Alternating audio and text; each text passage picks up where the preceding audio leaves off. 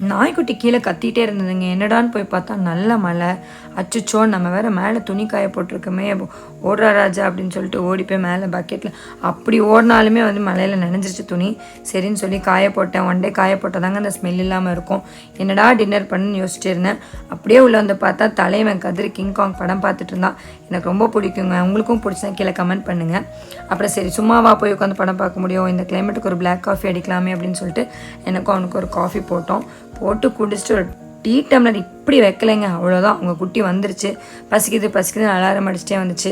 அப்புறம் அவளுக்கு வேணுங்கிற ஸ்நாக்ஸ் ஆல்ரெடி பண்ணி வச்சுருவேன். அவள் ஸ்கூல்லேருந்து வரதுக்குள்ளே அவளுக்கு கொடுத்தா ஓகேவா இருப்பான்னு சொல்லிட்டு செஞ்சு வச்சுட்டா சாப்பிட்டுட்டு இருக்காங்க. இதுக்குள்ளே நம்ம டின்னர் செஞ்சிடலாம். ஏன்னா அவளுக்கு ஆனுவல் எக்ஸாம் நடந்துட்டுருக்கு. அவளோட உட்காந்து நம்மளும் படிக்கணும். அப்போ தாங்க அவளும் உட்காருவா, இல்லைன்னா விளையாடிட்டே இருப்பாள். அதனால் குயிக்காக பன்னீர் சேவை பண்ணி முடிச்சாச்சு. அதுக்கு வேணும்னா தேங்காய் சட்னி போட்டுக்கலான்னு சொல்லிட்டு சிம்பிளாக பன்னீர் சேவையும் தேங்காய் சட்னி இன்றைக்கி டின்னரோட முடிச்சாச்சுங்க. அவ்வளோதாங்க.